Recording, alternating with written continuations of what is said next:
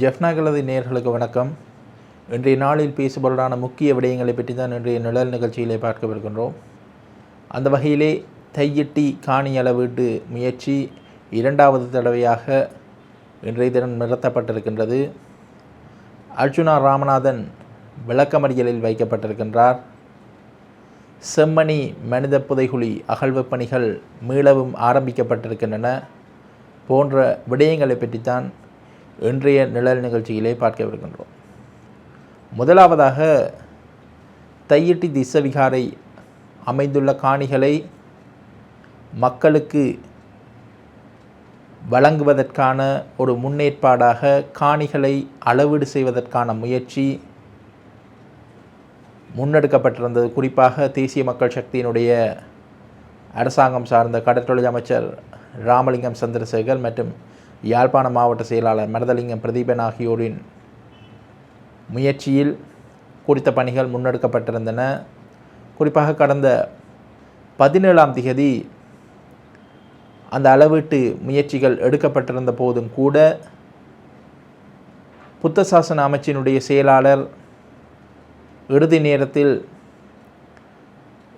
அந்த முயற்சியை நிறுத்தி பிரிதொரு தினத்தில் முன்னெடுப்பதற்காக ஆலோசனை வழங்கியதற்கு அமைய குறிப்பாக கொழும்பிலிருந்து அதிகாரிகள் வர வேண்டும். குறிப்பாக நில அளவை திணைக்களம், காணி உரித்து நிர்ணய திணைக்களம் உள்ளிட்ட புத்த சாசன அமைச்சினுடைய அதிகாரிகள் என்று சொல்லி கொழும்பிலிருந்தும் அதிகாரிகள் பங்கேற்க வேண்டும் என கேட்டுக்கொண்டதற்கமைய அந்த காணி அளவீடு அன்றைய தினம் இடம்பெறவில்லை. இந்த நிலையில்தான் இன்றைய தினம் அந்த காணி அளவீடு இரண்டாவது தடவையாக இடம்பெறுவதற்கு ஏற்பாடுகள் இடம்பெற்றிருந்தன. அந்த வகையில் அந்த காணி அளவீடு இன்று இடம்பெறுவதற்காக திட்டமிட்டிருந்த போதும் கூட குறிப்பாக இந்த காணி உரிமையாளர்கள் கேட்ட விடயம் எழுத்திலே குறிப்பாக இந்த காணி அளவீடு மேற்கொள்ளப்படுவது காணி சுவீகரிப்புக்கு அல்ல, அது எங்களுக்கு அந்த உரிமையாளர்களுக்கு காணி வழங்குவதாக மட்டுமே இருக்க வேண்டும் என்று சொல்லி ஒரு கோரிக்கை கடிதம், அதாவது எழுத்து மூலம் அரசு தரப்பு அதிகாரிகள் உத்தியோகபூர்வமாக அந்த கடிதத்தை தங்களுக்கு தர வேண்டும் என்று கோரிக்கை விடுத்திருந்தார்கள். ஏறத்தாழ அந்த கடிதத்தை ஒத்த அவர்கள் கேட்டதற்கு ஏற்றாற்போலவே அவர்களும் நீண்ட இழுபறியின் பின்னர் இன்றைய தினம் அந்த கடிதத்தை காணி உரிமையாளர்களுக்கு வழங்கியிருக்கின்றார்கள். குறிப்பாக இன்றைய தினம் அங்கு பிரசன்னமாகி இருந்த பல்வேறு திணைக்களங்களைச் சேர்ந்த அதிகாரிகள், யாழ்ப்பாண மாவட்ட செயலாளர், தெல்லிப்பளை பிரதேச செயலாளர் என்று சொல்லி பலரின் கையொப்பத்துடன் இந்த காணி அளவீட்டின் பின்னர் மக்களின் அதாவது காணி உரிமையாளர்களிடமே கையளிக்கப்படும் என்று சொல்லியும் அதற்கான நோக்கத்தில் தான் இந்த அளவீடு இடம்பெறுகின்றது என்று சொல்லியும் தொடர்ச்சியான நடவடிக்கைகளுக்கு அமைய இது முன்னெடுக்கப்படும் என்று சொல்லி ஒரு கடிதம் ஒன்று காணி உரிமையாளர்களிடம் கையளிக்கப்பட்டிருந்தது. ஆனபோதும் கூட அந்த கடிதத்தை அவர்கள் ஏற்றுக்கொள்ளவில்லை. ஏனென்று சொன்னால் உத்தியோகபூர்வ கடித தலைப்பில் அந்த கோரிக்கை கடிதம் பெற வேண்டும் என்று சொல்லி காணி உரிமையாளர்கள் மறுத்திருக்கின்றார்கள். குறிப்பாக தெல்லிப்பளை பிரதேச செயலகத்தினுடைய கடித தலைப்பிலோ அல்லாட்டி ஏதாவது ஒரு உத்தியோகபூர்வ தரப்பினுடைய கடித தலைப்பில் எங்களுக்கு அந்த கடிதம் பெற வேண்டும் என்று சொல்லி காணி உரிமையாளர்கள் வேண்டி நிற்கின்றார்கள். குறிப்பாக இதற்கு அரசு அதிகாரிகள் மட்டத்தில் என்ன பதில் கிடைக்கின்றது என்று சொன்னால், குறிப்பாக இவ்வாறான ஒரு எழுத்துப்பூர்வமான ஆவணத்தையே அரசு அதிகாரிகள் வழங்க முடியாது. அப்படி இருந்த போதும் கூட காணி உரிமையாளர்கள் கேட்டதற்காக நாங்கள் இந்த கடிதத்தை நாங்கள் எங்களுடைய கையெழுத்துக்களை வைத்து நாங்கள் தருகின்றோம். அது இவ்வாறு இருக்க குறிப்பாக இந்த பிரதேச செயலகத்தினுடைய கடித தலைப்பில் வேறொரு திணைக்கள அதிகாரிகள் அதன் கீழ் கையொப்பம் வைக்க முடியாது என்று சொல்லி என்ற காரணத்தையும் அவர்கள் சுட்டிக்காட்டியிருந்தார்கள். அந்த வகையிலே இன்றைய தினம் அந்த காணி அளவீட்டுக்கான முயற்சி மீளவும் நிறுத்தப்பட்டிருக்கின்றது. அடுத்த கட்டம் என்ன இடம்பெறப் போகின்றது என்று சொல்லி ஒரு கேள்வி எழுகின்றது. குறிப்பாக பல்வேறு அரசாங்கங்கள் கோட்டாபய ராஜபக்ஷ காலத்திலே இந்த பீகாரை முழுமையாக அமைக்கப்பட்டாலும் கூட, குறிப்பாக இந்த விகாரை, இந்த தையிட்டு திஸ்ஸ விகாரை நல்லாட்சி காலத்தில் ஆரம்பிக்கப்பட்ட முயற்சி கோட்டாபய காலத்திலே வீரியமாக கட்டப்பட்டு, குறிப்பாக கொரோனா காலத்திலே அது முழுமையாக கட்டி முடிக்கப்பட்டு திறப்பு விழாவும் செய்யப்பட்டிருந்தது. இந்த நிலையிலே இதுவரை அதன் பின்னர் தொடர்ச்சியாக கடந்த சில ஆண்டுகளாக அந்த விகாரைக்கு எதிராக போராட்டங்கள் முன்னெடுக்கப்பட்டன.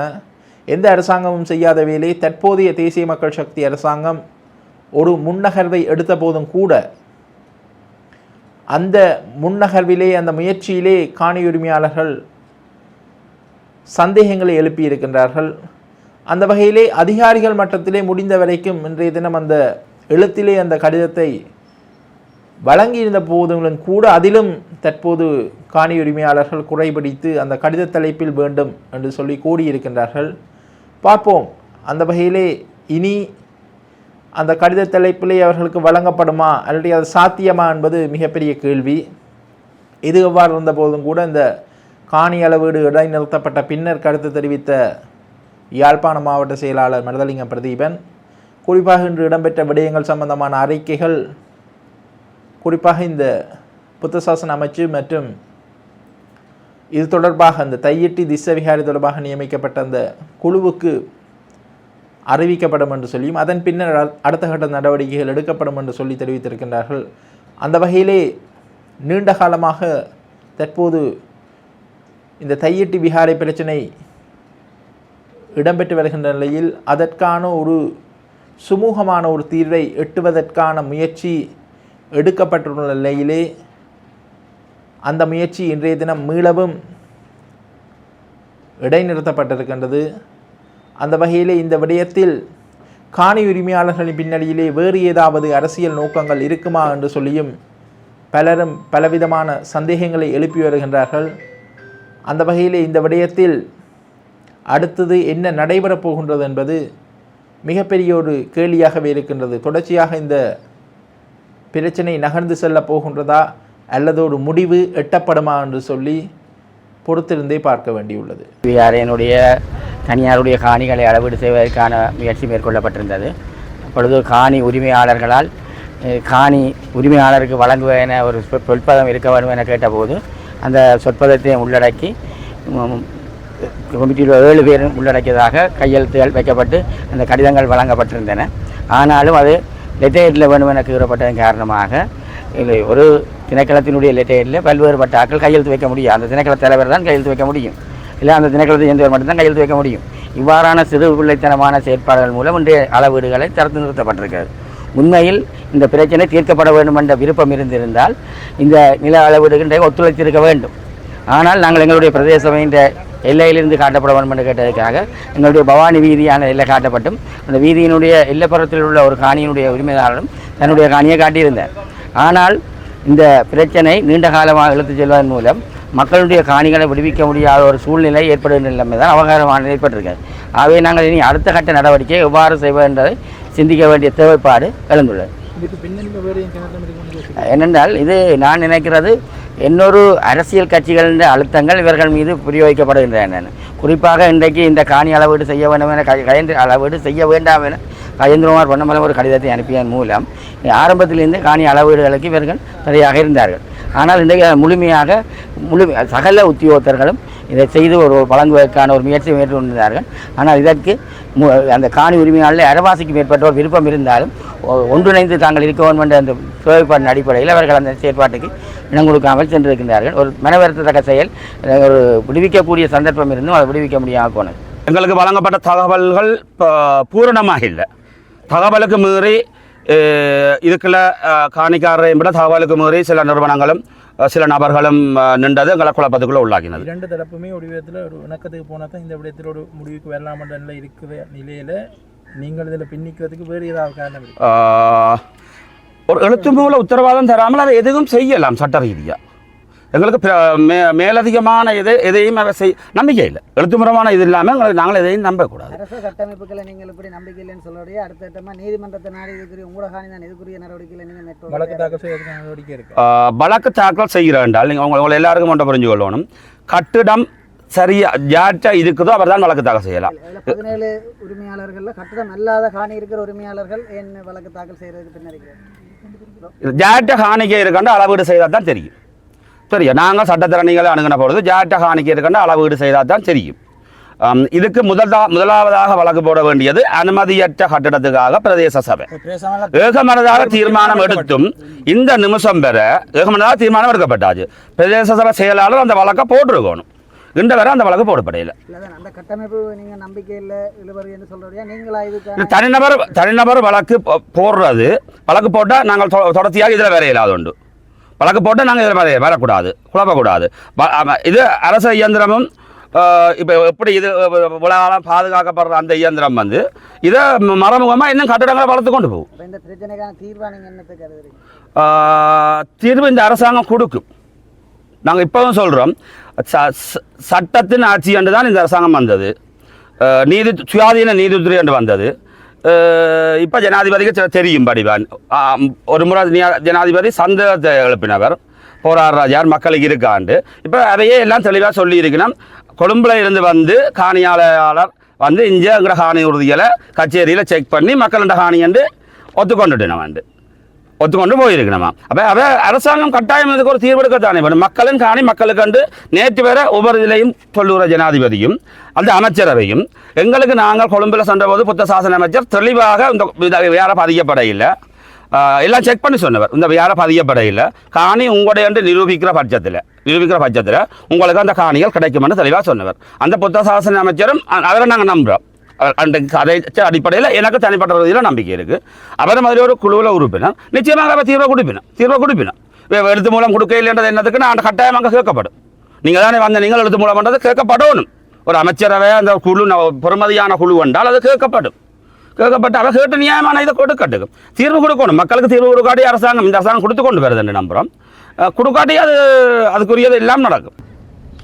கொழும்பில் புத்த சாசன அமைச்சிலே நடைபெற்ற கலந்துரையாடலின் பிரகாரம் புத்த சாசன அமைச்சினுடைய செயலாளருடைய எழுத்து மூல அறிவுறுத்தலின் பிரகாரம் இன்றைய தினம் கொழும்பிலிருந்து புத்த சாசன அமைச்சினுடைய அதிகாரிகள், நில அளவை திணைக்களத்தின் உத்தியோகத்தர்கள் உட்பட யாழ்ப்பாணம் மாவட்டத்தினுடைய உத்தியோகத்தர்கள் சகிதம் நாங்கள் இன்று இந்த காணி அளவீட்டு நடவடிக்கைகளை முன்னெடுத்திருந்தோம். அந்த வகையிலே காணி உரிமையாளர்கள் 42 பேர் ஏற்கனவே இந்த பிரதேச செயலாளர் மூலம் பதிவு செய்திருந்தார்கள். தங்களுடைய காணியை அடையாளப்படுத்துவதற்காக அனுமதிக்குமாறு அந்த அனுமதிக்கப்பட்ட 42 பேரையும் நாங்கள் உள்ளே எடுத்து அவர்களை இந்த காணி அளப்பதற்கான நடவடிக்கையை முன்னெடுத்த போது அவர்கள் ஒவ்வொரு விதமான கோரிக்கைகளை வைத்தார்கள். முதலே நில அளவை திணைக்களத்தினுடைய கொழும்பு அதிகாரிகள் வந்திருந்தார்கள். அவர்களிடமிருந்து கொழும்பிலிருந்து வந்த சிங்கள உத்தியோகத்தர்களை அளக்க வேண்டிய தேவையில்லை, தமிழ் உத்தியோகத்தர்களை கொண்டு அளவுங்கள் என்று கோரினார்கள். அதற்கும் நில அளவை திணைக்களத்தினர் சம்மதம் தெரிவித்தார்கள். அதன் பின்னர் இது சம்பந்தமாக அவர்கள் ஒரு கடிதத்தை தந்து அதிலே எங்களை ஒப்பமிட்டு தருமாறு அரசாங்க அதிபருக்கு முன்னிட்ட கடிதத்தை தந்திருந்தார்கள். அதிலே பல்வேறுபட்ட நிபந்தனைகளை, பொருத்தமற்ற நிபந்தனைகளை கூட விதித்திருந்தால். ஆகவே நாங்கள் சொன்னோம், நாங்கள் இந்த காணிகளை, மக்களுடைய காணிகளை மக்களுக்கு வழங்கக்கூடிய நடவடிக்கை எடுப்பதற்காக இந்த ஏற்பாடு செய்யப்பட்டிருக்கின்றது. ஆகவே நாங்கள் உங்களுக்கு இந்த காணி அளக்கின்ற விடயம் தொடர்பாக நாங்கள் உங்களுக்கு கடிதத்தை தருகின்றோம் என்று சொல்லி நாங்கள் உத்தியோகபூர்வமான கடிதத்தை, அதில் அந்த குழுவை சேர்ந்த 6 உறுப்பினர்கள் என்று இந்த அரசாங்க அதிபர், பிரதேச செயலாளர், அதே போல் புத்தசாசன அமைச்சினுடைய அதிகாரிகள் மற்றும் ஒனூர் சேர்மன் உட்பட அதிகாரிகள் கையொப்பமிட்டு நாங்கள் அந்த கடிதத்தை வழங்கிய போது அந்த கடிதத்திலே எந்த விதமான ஒரு லெட்டர் ஹெட்டிலே கடித தலைப்பிலே அந்த கடிதத்தை வழங்குமாறு கூறியிருந்தார்கள். நாங்கள் சொன்னோம் 6 அதிகாரிகளும் வேறு திணைக்களத்தை சேர்ந்த நாங்கள். ஆகவே தெல்லிப்பளை பிரதேச செயலாளருடைய லெட்டர் ஹெட்டிலே நாங்கள் அந்த கடிதங்களை வழங்க முடியாது என்று இறுதியாக நாங்கள் தெல்லிப்பளை பிரதேச செயலாளருடைய பதவி முத்திரையோடு அவருடைய கையொப்பத்தை இறுதியாக இட்டு நாங்கள் அந்த கடிதத்தை வழங்கின போது அவர்கள் ஒரு சிறிய விடயத்திற்காக, ஒரு கடித தலைப்பிலே இந்த கடிதம் இல்லை என்று சொல்லுகின்ற ஒரு காரணத்திற்காக அவர்கள் நாங்கள் அளக்க மாட்டோம் என்று சொன்னார்கள். நாங்கள் காலை 8 மணிக்கு இந்த பிரதேசத்திற்கு நாங்கள் எல்லோருமே வந்தோம் இந்த பொதுமக்களுக்குரிய காணிகளை அளவீடு செய்வதற்காக. ஆனால் அவர்களுடைய இத்தகைய நடவடிக்கை உண்மையிலே இந்த காணி அளவீடு தொடர்பான ஒரு முற்றுப்புள்ளியை வைப்பதற்குரிய நடவடிக்கையை எங்களால் எடுக்காமல் முடியவில்லை. ஏன்னா நாங்கள் கொழும்பில் நடைபெற்ற கூட்டங்களிலே இந்த காணிகளை அளக்கின்ற போது இந்த காணிக்குரியவர்களும் சமூகம் அளிக்க வேண்டும் என்று சொல்லுகின்ற பல்வேறுபட்ட கோரிக்கைகளை முன்வைத்ததன் அடிப்படையிலே அமைச்சு அல்லது அந்த குழுவினர் இந்த காணியிலே இந்த பொதுமக்களையும் அளப்பதற்குரிய ஏற்பாடுகளை மேற்கொண்டிருந்தார்கள். ஆகவே அவர்களுக்கு எழுத்து மூலமான அறிவுறுத்தலை நாங்கள் வழங்கியிருந்தோம். ஆகவே இன்று உண்மையிலே கொழும்பிலிருந்து வந்த அதிகாரிகள் நாங்கள் எல்லோருமே காத்திருந்து எந்த விதமான முடிவும் அவர்களாலே அந்த சொல்லப்பட்ட விடயம் ஒரு பொருத்தமான காரணத்தை கேட்டிருந்தால் உண்மையிலே நாங்கள் அதிலே நியாயபூர்வம் இருந்தால் நாங்கள் கேட்டுக்கலாம். ஒரு கடித தலைப்பிலே கடிதங்கள் தரப்படவில்லை அல்லது கடித தலைப்பிலே அந்த எங்களுடைய கையொப்பமிடவில்லை என்று சொல்லுகின்றது எந்த விதத்திலும் ஒரு நியாயபூர்வமான அல்ல ஒரு பொருத்தமற்ற விடயமாக இருக்கின்றது. ஆகவே இது உண்மையிலே எங்களுக்கு வேதனை அளிக்கின்றது. ஏனென்றால் இந்த பிரச்சனையை ஒரு முடிவுக்கு கொண்டு வர வேண்டும் என்று நாங்கள் அனைவரும் கௌரவ மாவட்ட ஒருங்கிணைப்பு குழு தலைவர், கௌரவ பாராளுமன்ற உறுப்பினர்கள் உட்பட அனைவருமே இது விடயங்களிலே நாங்கள் கூடிய அக்கறை எடுத்து செயற்பட்டிருந்தோம். ஆனால் இன்று அவர்கள் இந்த ஒரு கடித தலைப்பிலே கையொப்பமிடையில்லை என்று சொல்லுகின்ற ஒரு பொருத்தமற்ற அந்த கோரிக்கையின் காரணமாக இன்று இந்த அளவீட்டு பணி நடைபெறவில்லை. ஒருவருடைய காணி அளக்கப்பட்ட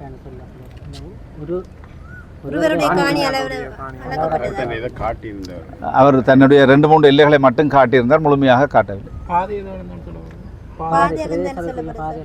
பிரதேச சபையின் பாதை அடையாளம் காணப்பட்டது. ஆனால் காணி உரிமையாளர்கள் தங்களுடைய இது தனியார் காணி என்ற ரீதியிலே காணியினுடைய உரிமையாளர்கள் வந்து தங்களுடைய எல்லைகளை அடையாளப்படுத்த வேண்டிய தேவை இருக்கின்றது. அதன் காரணமாகத்தான் நாங்கள் அவர்களை அழைத்து அவர்களிடம் இந்த வினயமாக இந்த கோரிக்கை முன்வைத்த போதும் அவர்கள் எந்த விதத்திலும் ஒரு பொருத்தமான ஆரோக்கியமான கோரிக்கை முன்வைத்திருப்பீர்களாக இருந்தால் நாங்கள் நிச்சயமாக அதை பரிசீலித்திருப்போம்.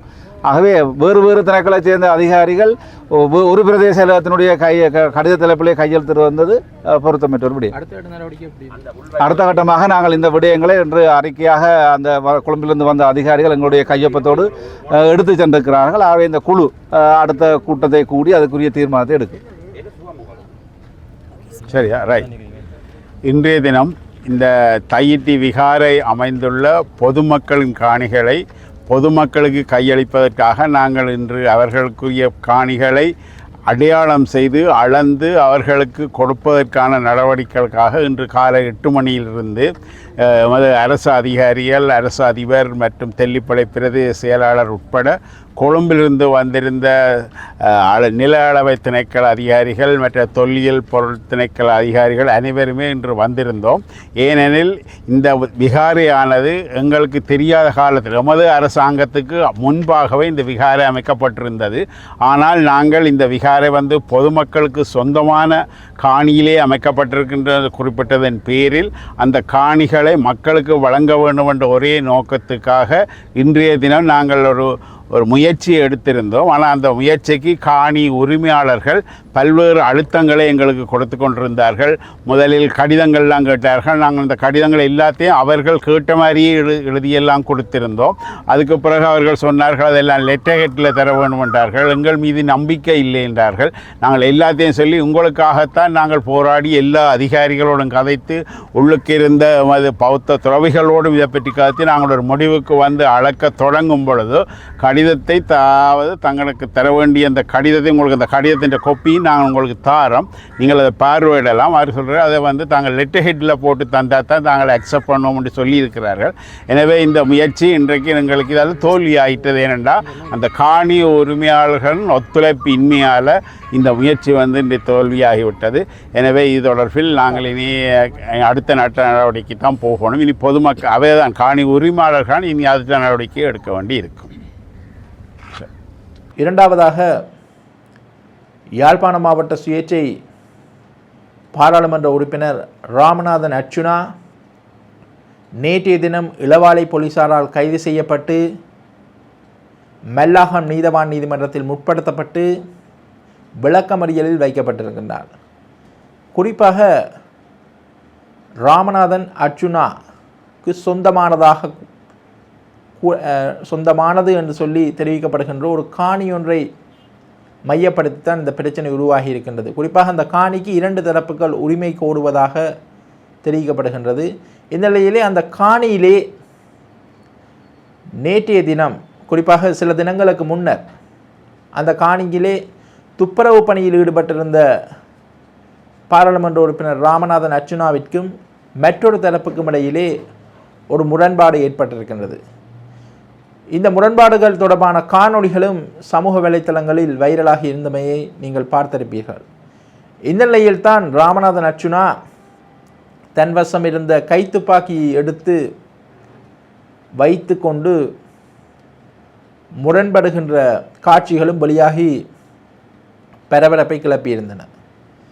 இந்த நிலையில்தான் குறிப்பாக பாராளுமன்ற உறுப்பினர் ராமநாதன் அர்ச்சுனா இந்த சம்பவங்கள் இடம்பெற்று அன்றைய தினமோ மறுதினம் பாராளுமன்ற உறுப்பினர் ராமநாதன் அர்ச்சுனா இளவாலை போலீஸ் நிலையத்தில் முறைப்பாடு ஒன்றை பதிவு செய்திருந்தார்.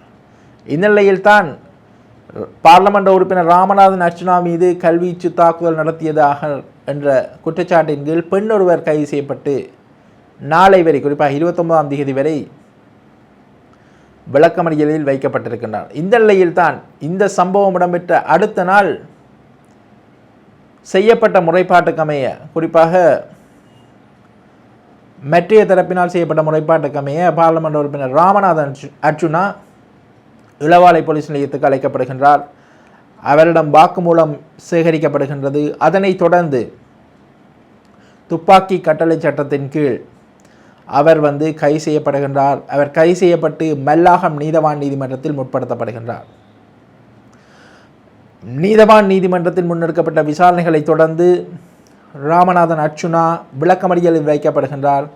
இந்த நிலையிலே நாளைய தினம் இந்த வழக்கு மீளவும் அழைக்கப்படுகின்றது. குறிப்பாக நாளைய தினம் இடம்பெறுகின்ற வழக்கு விசாரணைகளின் போது பாராளுமன்ற உறுப்பினர் ராமநாதன் அர்ச்சுனா மற்றும் அவருடன் முரண்பட்ட பெண் ஆகிய இருவருக்கும் பிணை வழங்கப்படுமா அல்லது தொடர்ச்சியாக அந்த விளக்கமறியல் நீடிக்கப்படுமா என்ற கேள்வி எழுந்திருக்கின்றது. இந்த வகையிலே தொடர்ச்சியாக பாராளுமன்ற உறுப்பினர் ராமநாதன் அர்ச்சுனா பல வழக்குகளிலும் சிக்கி வருகின்ற நிலையில் தற்போது ஒரு புதிய வழக்காக இது அமைந்திருக்கின்றது. பார்ப்போம் இந்த விடயத்தில் நாளைய தினம் என்ன நடைபெறப் போகின்றது என்று சொல்லி. மூன்றாவதாக செம்மணி மனித புதைகுழி அகழ்வு பணிகளின் 3ஆம் கட்ட அகழ்வு நடவடிக்கைகள் நேற்றைய தினம் ஆரம்பிக்கப்பட்டிருக்கின்றது. அதனுடைய தொடர்ச்சியாக இன்றைய தினம் 2வது நாளாகவும் இந்த அகழ்வு பணிகள் இடம்பெற்றிருக்கின்றன. குறிப்பாக கடந்த செப்டம்பர் மாதத்திற்கு பின்னர் இந்த செம்மணி மனித புதைகுழி அகழ்வு பணிகள் நிறுத்தப்பட்டிருந்த நிலையிலே குறிப்பாக இந்த சீரற்ற கால எல்லைகள் பல நீடித்த காரணத்தினால் அந்த பணிகள் இடம்பெறவில்லை. இந்த நிலையில் தான் குறிப்பாக 7-8 மாதங்களுக்கு பின்னர் நேற்றைய தினம் இந்த அகழ்வு பணிகள் மீளவும் ஆரம்பிக்கப்பட்டிருக்கின்றது. அந்த வகையிலே மீளவும் இதுவரைக்கும் இந்த 2 தினங்களிலும் அகழ்வு நடவடிக்கையின் போது எந்த விதமான மனித எண்பு தொகுதிகளும் அடையாளம் காணப்படவில்லை. அதே வேளையிலே சில இரும்பு தகடுகள் அடையாளம் காணப்பட்டிருப்பதாக தெரிவிக்கப்படுகின்றது. அது தொடர்பான முழுமையான விவரங்களும் இன்னும் சில தினங்களில் குறிப்பாக இந்த அகழ்வு நடவடிக்கைகள் இடம்பெற்று வருகின்ற போது தெரிய வரும் என்று சொல்லி எதிர்பார்க்கப்படுகின்றது. இந்த நிலையில்தான் இந்த செம்மணி மனித புதைகுழியிலே மீட்டு எடுக்கப்பட்டுள்ள மனித எண்பு தொகுதிகள் தொடர்பான மரபணு பரிசோதனை தொடர்பான அறிக்கைகளை உள்ளூரில் மேற்கொள்வதா சர்வதேசத்தில் மேற்கொள்வதா என்ற ஒரு கேள்வி இருக்கின்றது. அந்த வகையில்தான் அவற்றை சர்வதேசத்தில் செய்ய வேண்டும் என்று சொல்லி ஜனாதிபதி சட்டத்தரணி M.A. சுமந்திரன் அந்த வழக்கின் போது வலியுறுத்தியிருந்தார். அதற்கு அமைய குறிப்பாக இந்த மரபணு பரிசோதனையை செய்வதற்கு உள்ளூரிலே நிபுணர்கள் இருக்கின்றார்களா, அவ்வாறு இருந்தால் அவர்களுடைய பெயர் விவரங்கள், அதே நேரம் இதை வெளியில் செய்வதாக இருந்தால் குறிப்பாக வெளிநாட்டில் செய்வதாக இருந்தால் அதற்கான பட்டியலை குறிப்பாக அதை செய்வதற்கான பல்கலைக்கழகங்களின் விவரங்கள் அடங்கிய பட்டியலையும் தருமாறு யாழ்ப்பாணம் நீதவான் நீதிமன்ற நீதவான் S. லெனின்குமார் அவர்களால் சட்ட வைத்திய அதிகாரி செல்லையா பிரணவனிடம் பணிக்கப்பட்டிருக்கின்றது. அந்த வகையிலே அது தொடர்பான விவரங்களும் சமர்ப்பிக்கப்படும் என்று சொல்லி நம்பப்படுகின்ற நிலையிலே பொறுத்திருந்து பார்ப்போம். இந்த செம்மணி மனித புதைகுழியிலேயே இதுவரை 200க்கும் மேற்பட்ட மனித எண்பு தொகுதிகள் அடையாளம் காணப்பட்டு மீட்கப்பட்டுள்ள நிலையிலே அவை தொடர்பான விசாரணை நடவடிக்கைகள் என்ன கட்டத்தில் செல்ல போகின்றது என்று சொல்லி தமிழ் மக்கள் எல்லோரிடமுமே அந்த எதிர்பார்ப்புகள் காணப்படுகின்றது. இந்த நிலையில்தான் இந்த 3ஆம் கட்ட அகழ்வு பணிகளும் தற்போது ஆரம்பமாகி இருக்கின்றன. மேலும் அந்த பிரதேசத்திலே மனித எண்பு தொகுதிகள் அகழ்ந்து எடுக்கப்படுமா என்று சொல்லி கேள்வியும் காணப்படுகின்றது. பார்ப்போம். இன்னும் சில தினங்களிலே அந்த அகழ்வு பணிகள் தொடர்ச்சியாக இடம்பெறும் பொழுது மேலும் என்ப தொகுதிகள் மீட்கப்படுவதற்கான வாய்ப்புகளும் இருக்கின்றன. பார்ப்போம், பொறுத்திருந்து இந்த விடயத்தில் பார்க்கும் பொழுது அடுத்த கட்ட விடயங்கள் தெரிய வரும். இன்றைய நாளில் பேசப்படலான முக்கிய விடயங்களை பற்றி தான் இன்றைய நிழல் நிகழ்ச்சிகளை பார்த்தோம். மற்றொரு காணொளியில் மேலும் பல முக்கிய விடயங்களுடன் உங்களை சந்திக்கும் வரை உங்களிடமிருந்து விடைபெறும் நான் உங்கள் கலைமுதன். நன்றி, வணக்கம்.